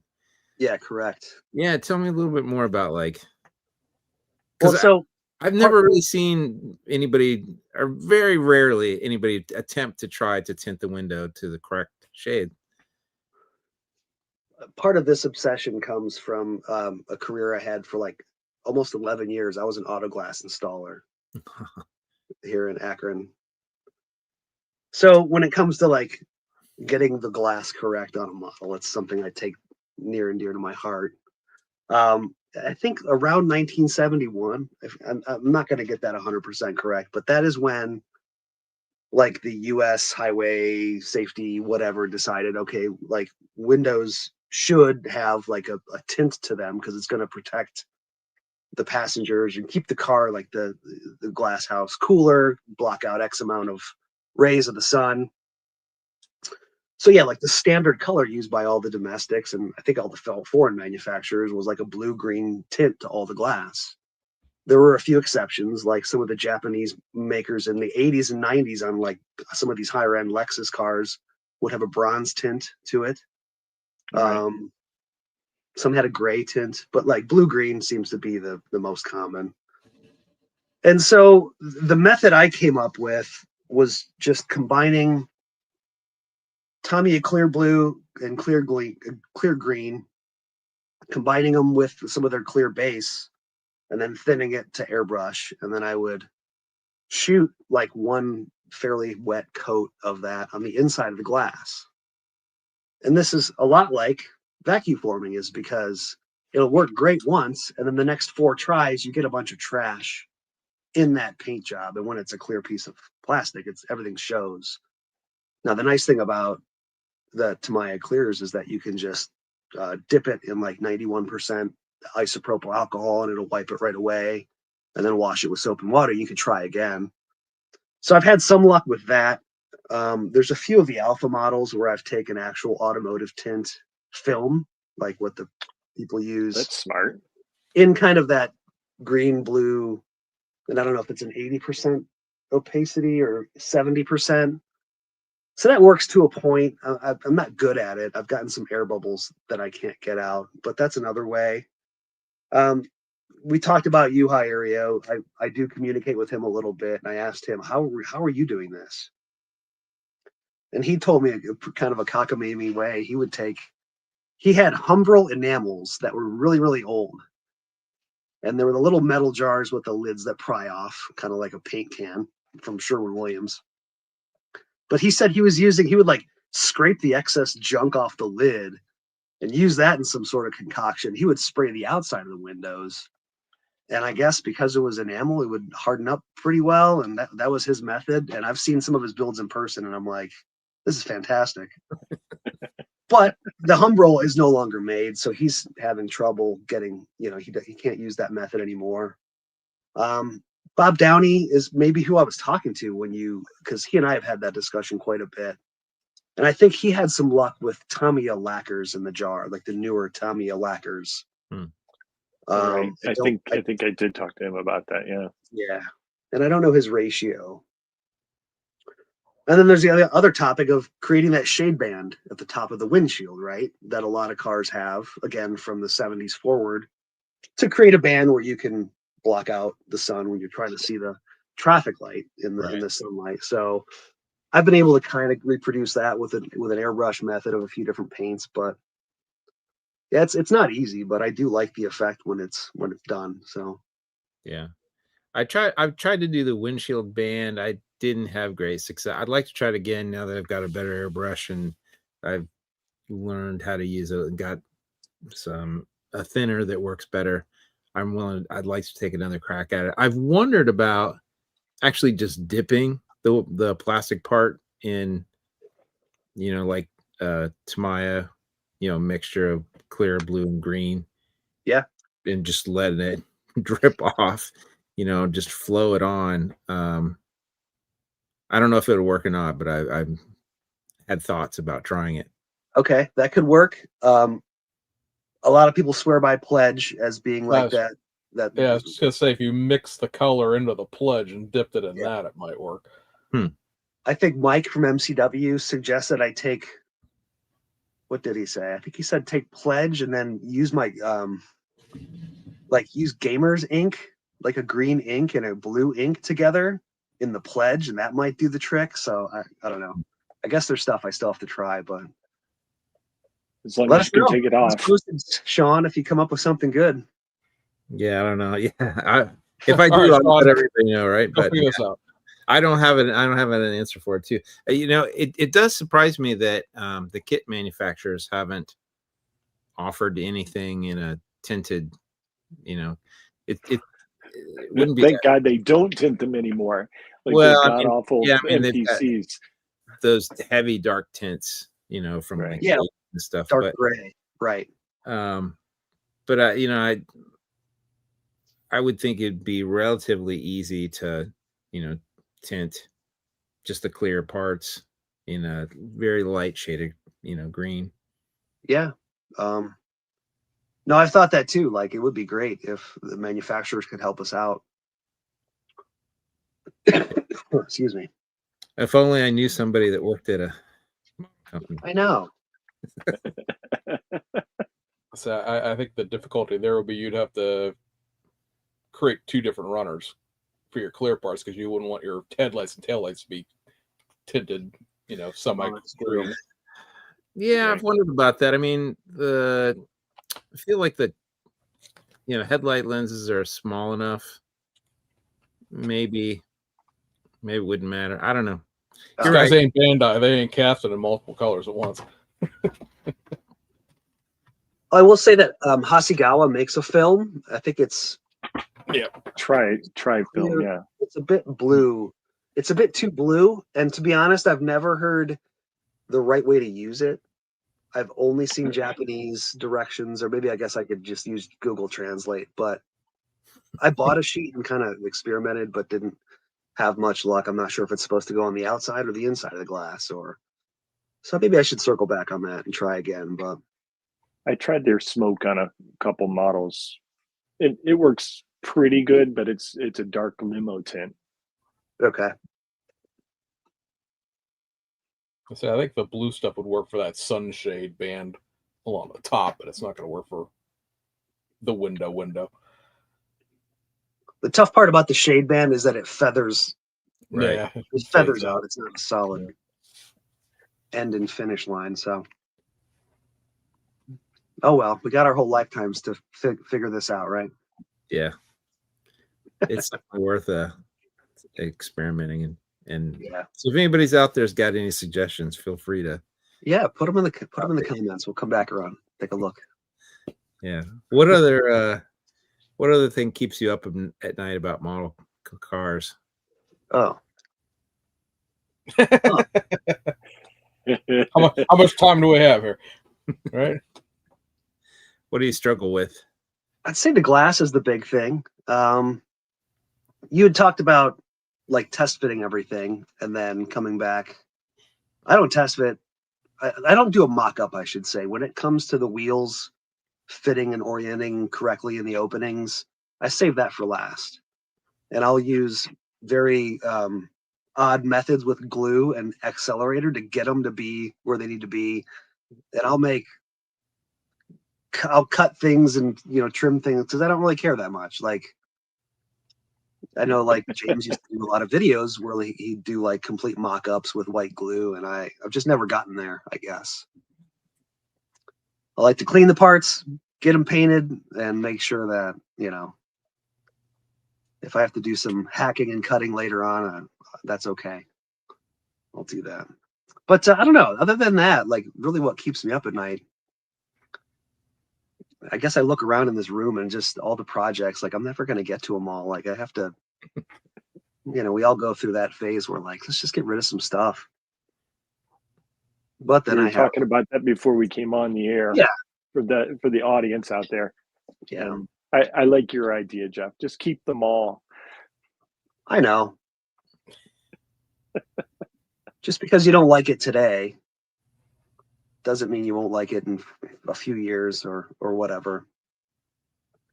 I have I've sold a few things where I'm like, damn, I wish I had that back because I could have used the part out of that. Or yeah, is one of the reasons why I hate to get rid of things. A lot of the stuff that I got rid of was like duplicates or things I'm like, yeah, I just know I'm never gonna, there's nothing in there that I want out of that. But yeah, I hear what you're saying. Yeah. Well, an easier question then, that's sort of what Sean's asking. What's your favorite part of building? I'd say probably, I don't know, putting something in primer is considered like, I like the complete feeling of when it is in primer and it's ready for paint. I feel like I've really accomplished something if I've done, even if it's a little body work. Having it in primer and maybe just wet sanding it a little bit just to, I guess that's kind of my favorite part. Like I've got a few things in the works that maybe had some body work done. And now that it's done, I'm afraid to go any further. Like I'm afraid to pick colors or any kind of like paint scheme. I don't know. We'll just wait for a rainy day and look for inspiration. But yeah, I'd say getting things in primer is like my favorite stage.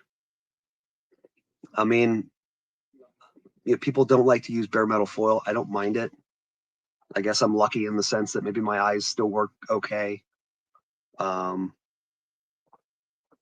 Yeah. Do you use an optivisor when you do bare metal foil, or you just bare eye? Yeah, bare eye and lots of sharp X-Acto number 11s. I do like the fact that I use that Omni urethane clear, and it has a real softness to it. That when you are guiding your blade, it almost sort of holds your blade in place a little bit. You don't have to put a lot of pressure. Mm. But it almost creates like a soft bed that your blade just almost kind of glides. Do you do foil over going back? Yeah, I was just going to ask. Yeah. So yeah, I always foil last because bare metal foil likes a nice smooth finish, and clear coat is definitely a lot smoother than any kind of color coat. Yeah, because I'm not putting on a lot of heavy, thick color coats. I'm leaving it kind of as thin as possible, and then I'm coming in with heavy clear coats, so it likes to build that up. I think I'm doing that in reverse. And now that you guys are talking, and I've looked at it, I'm like, oh yeah, you're right. Like because I always put down color, I'll put down foil. My thinking is I want to seal the foil in, and I can handle it. It'll be very durable and never come apart. But what I've noticed is, the foil picks up all the texture of the orange peel and everything, where the clear coat's going to be very smooth. And I never really thought much about it, but now that I've seen other people's stuff, I'm like, oh, yeah. Wow, their foil is so much nicer than. And I definitely want to try that. Is it Hasegawa that makes a chrome with kind of a sheet that sort of rivals bare metal foil, but is different? It's shinier. It's almost like show chrome. Okay. Versus normal chrome. Yeah, I do. I want to get something you'd see on a triple plated bumper or something. And you say, man, it's too bright. That's not. Yeah, that's what Hasegawa film looks like to me. I wonder if you could put it on and then tone it down with something. Maybe. Clear coat over it. Yeah. Yeah. Or just like brush on a coat of Tamiya smoke, maybe. I'm not sure, but I'd like to play around with it and see what it looks like in person. I've heard it's harder to apply, or like it has a stretchiness to it, or yeah. I just picked up some of the new Tamiya aluminum foil. I haven't tried it yet. Okay. I'll have to let you guys know. Maybe I'll do a video. Yeah. Yeah, Rob Smory had built a model and showed me, and I was like, first when I saw it, I was like, did you get the whole body chrome plated and then mask off the chrome? Because it was so smooth and perfect. Oh wow. It looked like a separate part. It didn't really look like bare metal foil at all. I think it's got a heavier. It looks more like vinyl than foil. Yeah. And it was kind of impressive. I was like, oh man, I need to try this stuff. He said it bends real nice too, like to get around a corner or something. Okay. But what it doesn't do is cut slivers. So like for me, I cut thin strips of foil and then place it almost exactly where it needs to be so that I don't have to trim it. But if you have to cut a sliver of it, forget it. You just can't cut a sliver of this film. Oh, wow.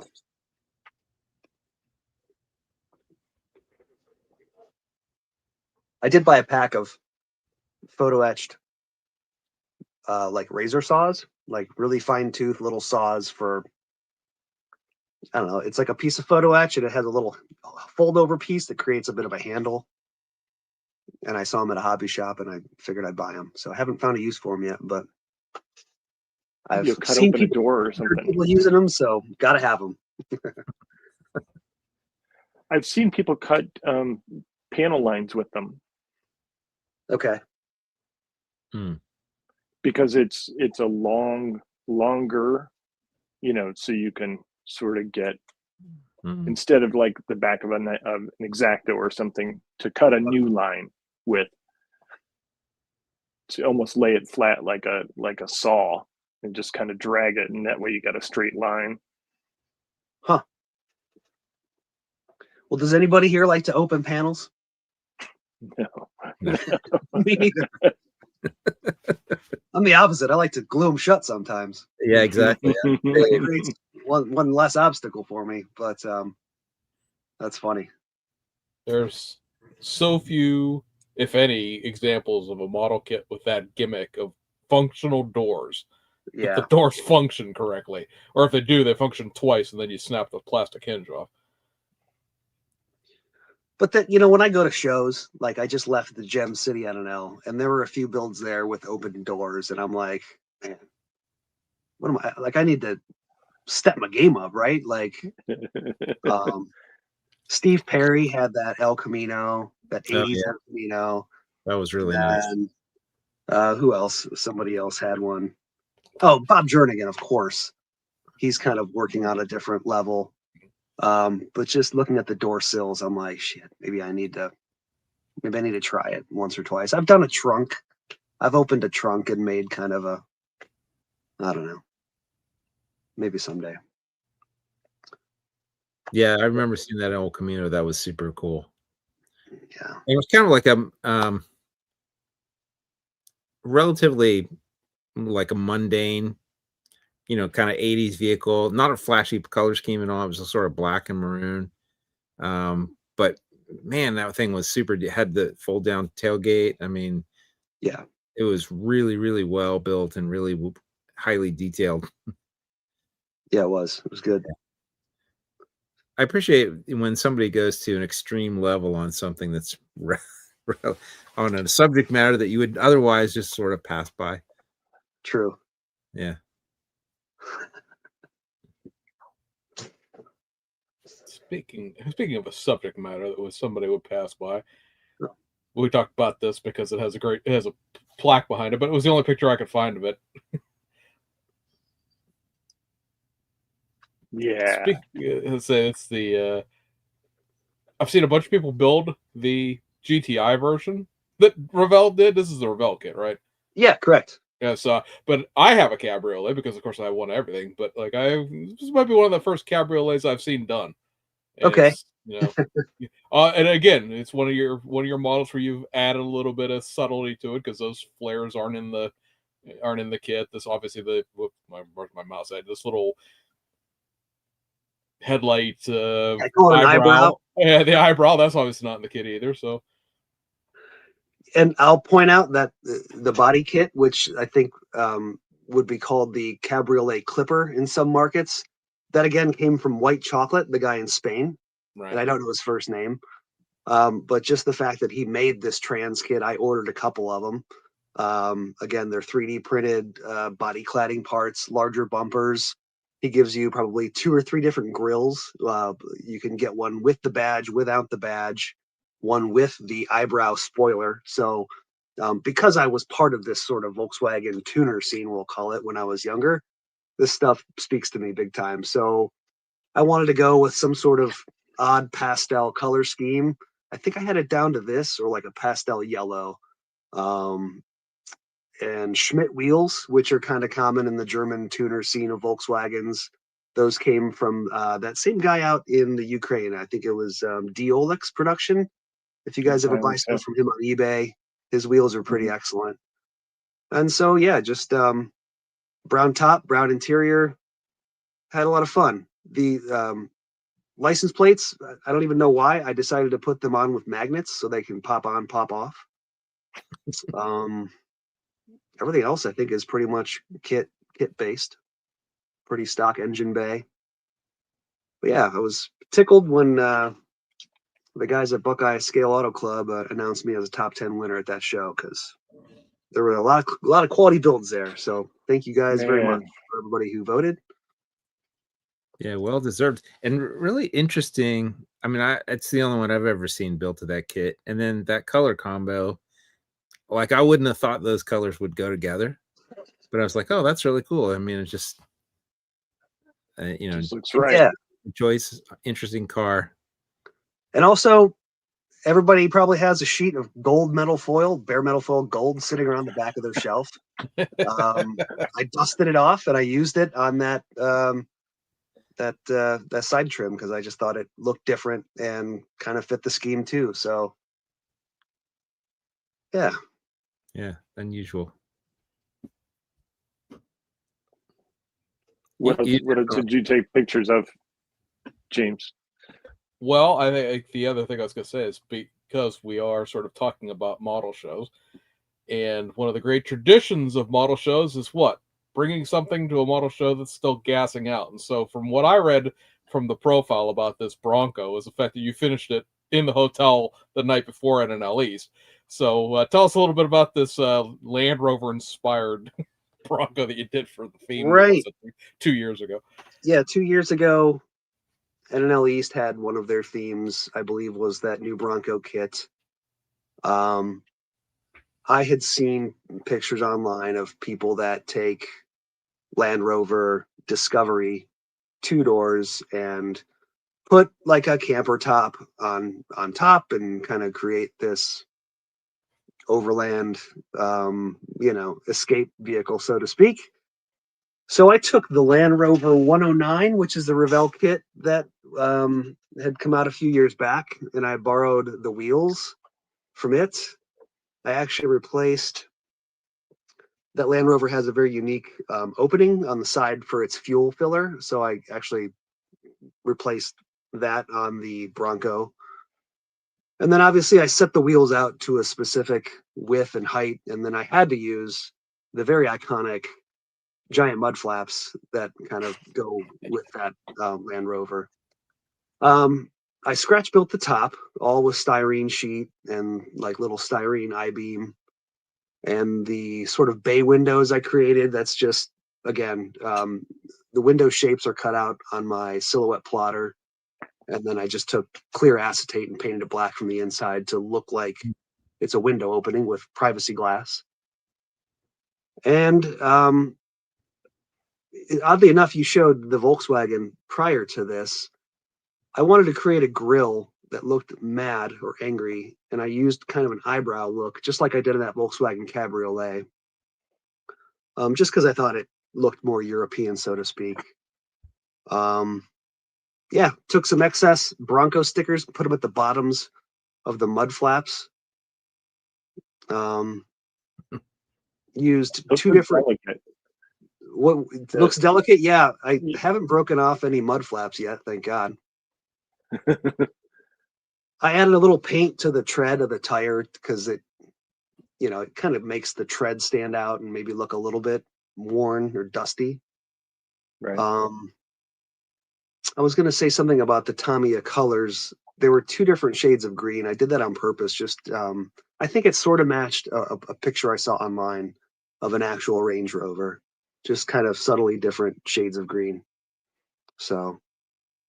But yeah, I worked hard to get this done the night before, or maybe the morning of the show. Something had fallen off, or maybe I was putting mirrors on. But I think you were putting mirrors on. Yeah, that morning. And you know how like when you post pictures of your stuff and some just don't get the likes. This would fall into that bucket. Like, it doesn't seem to be like real popular amongst my builds, and I'm fine with that. But I had a blast with it. So. Yeah, it's subtle. I think people just don't appreciate the work that went into this. That could be. Yeah. But one of the things I really like about you as a modeler, you'll pick a theme and then really carry that theme, to a well-developed solution. Like your vans, very kind of everything's air correct. Your Volkswagens, very correct to that theme or that genre. That Land Rover theme, you'd really carried out a lot of the details, and is that something you are consciously thinking about, like when you're choosing your subject matter and your details?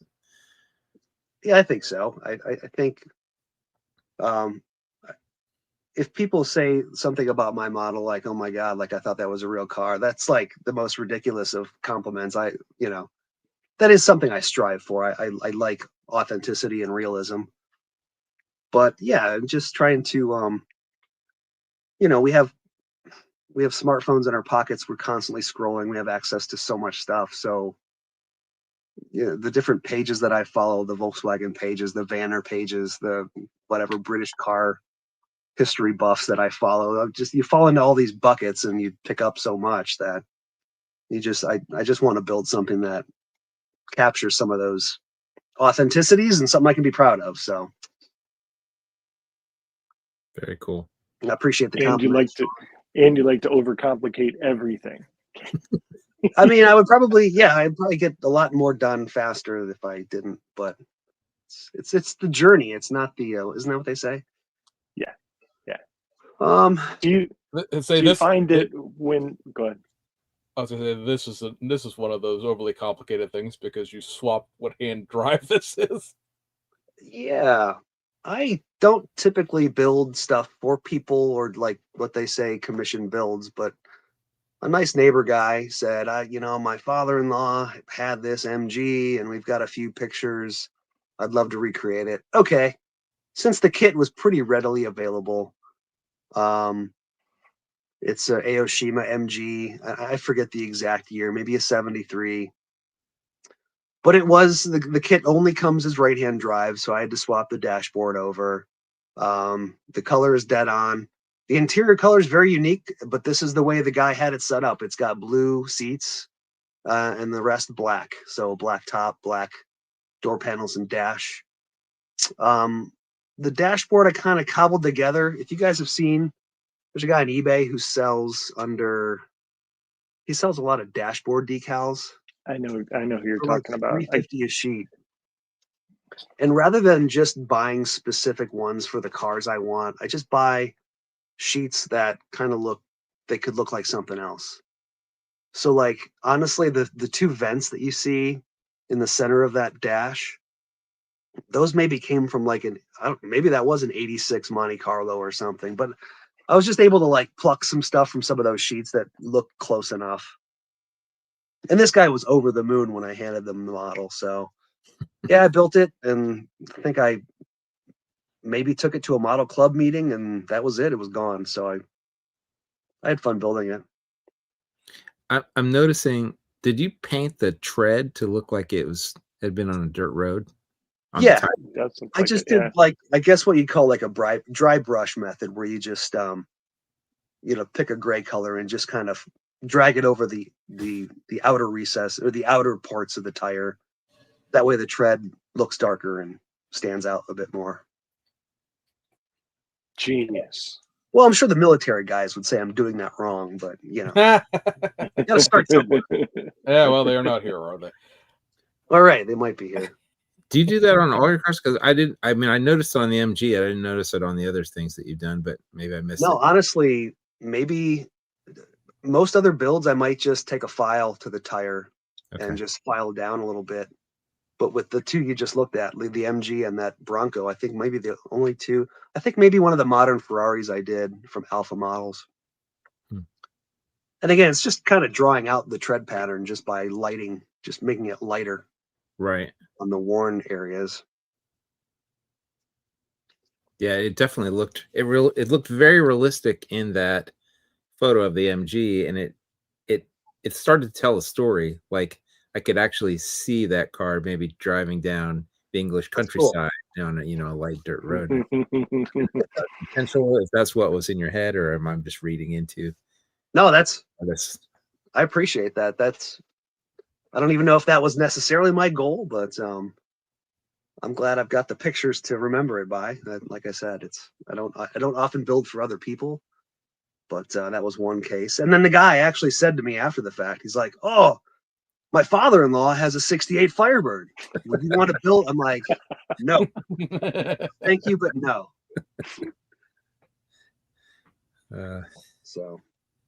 So do you enjoy the journey more than the finished product? I mean, maybe.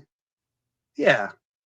Once they're in the case, for me, once they're in the case, they're done. I forget all about them, and I'm on to the next journey, per se. It's almost like I don't know. I just wondered if you were that way too, or do you pull them out and look at them and admire them later on? No, I mean, if I pull them out, it's to go to a contest or a show or something. But Okay. I keep this production sheet, right? Because if I do come across something I can't, mentally get past, I'm okay with putting something away for months at a time and working on something else.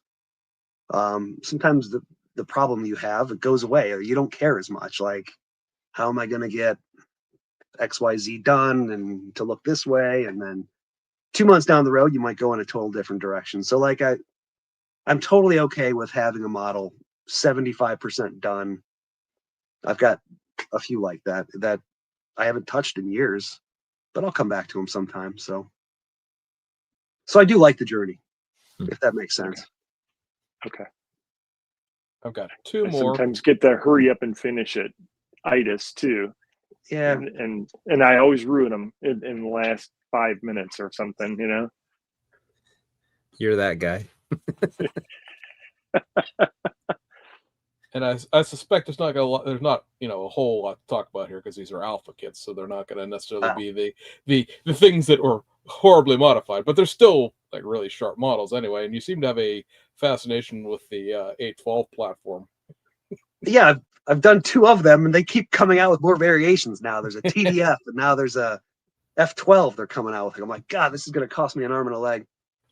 But I do like the V12s for Ferrari in general. One keen viewer of Sean's Facebook page noticed on this build that I have orientated the wheels incorrectly.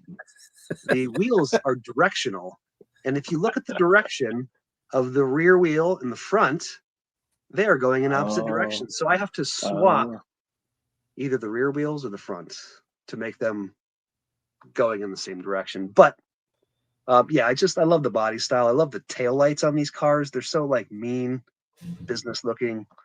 I like the exhaust tips. Before the call, Sean and I were talking about license plates. I like picking plates. Just, I don't know. I guess it'd be kind of like that off the lot look. Somebody just bought it and plated it up, and it gives the car a bit of a story. Maybe, I don't know. I think this is Nevada, but yeah, atomic silver is the color I use for this. It comes from Splash Paints. The silver decal I thought was a subtle look, and I think that came from a different Ferrari. I think that came from, I forget which one. And these are windows that I used actual tint film on. Second time trying that. It works okay, but we'll see. Yeah. What's your method of attaching windows for these? Oh, so for a windshield, for example, I will take the windshield and I tape it to a very specific bottle. It's like body wash for babies that we've had in my house for like the past 10 years. I don't know what brand it is, but the bottle has just the right curvature that if I tape the windshield down, I take my heat gun, and you can heat those windows up really hot without any negative effects. Distortion. Because what I'm doing is I'm putting a little bit of bend into the windshield, basically, is what I'm trying to do. That way, when I go to tack it in place with Bob Smith Super Gold Plus, I'm not trying to do much to contort the windshield. I'll just sort of plop it in place. Yeah, and that's smart. The way I do that is I'll make 2 little tags out of masking tape that I can either hang on to with my fingers or use tweezers, and I just lower it in place once I put that Bob Smith glue on the pinch weld and hope for the best. Smoke a cigarette and say a prayer. It is a very stressing situation. And if you're familiar with these kits, a lot of them have a photo etch like metal frit that goes around the side windows. That is also extremely difficult to put on. Some people just leave it off, which you can get away with, but yeah, I also tend not to 812 calzone here. calzone. I've never built a red Ferrari. I don't know if that's just like, let's have some fun, you know, let's pick weird colors. Your Lamborghini too. I don't know if James has a picture of that one. With the pink. Yes. Thank you, James. No, yes. I do not. That's cool though. Thank you. Yeah, I've seen both these models in person. You know, the photos don't capture how crisply these have been painted and assembled. When they hold up really well to close inspection. Thanks, man. I appreciate that. Like it's a very impressive build quality. You know, I'm jealous of your craftsmanship, and the quality of your builds is very impressive. Thank you. Appreciate you guys, man. Inspiring. It's good having a good group of guys nearby, and we go to these shows together and get inspired and see each other's work on the table. It's my favorite part about this hobby is seeing what everybody else is doing and getting inspired. Say, Alpha's coming out with a few new things here. This one's going to be a kit that tickles Mr. Tester's fancy. It's the spider version. I have to have that of the Ferrari Roma, which is a horribly ungainly looking car, but still cool anyway. And then I suspect that Jeff will be wanting one of these because kind of. Yeah. Because at this point you might as well get the GTS and this one and have the whole set, right? Again, I like the taillights on that. They look kind of mad in a way, so I want it. And then, of course, we have been talking about this is the show, Plastic Undercover for 2025, Saturday, October 11th at the Copley High School Auxiliary Gym. Copley is the west side of Akron. Correct. And you have the ability and the wherewithal to get out there. I'd recommend this one as a show to attend in your October lineup. Actually, while we've been sitting here, I got a text message from Eric Ritz. He shared with me a photo of one of the trophies that he is almost done with, and it's just creative as hell. So I can't wait to show that off and to give it out to somebody who's. I think it's the best. I think it's the best of trophy, actually. So, okay, awesome. It has a bit of an Akron theme to it, so I don't know if that's going to be a clue enough or not. But think of Akron and automotive history and how they kind of overlap, and you might come up with what the trophy deals with. So it's a gold-plated zipper.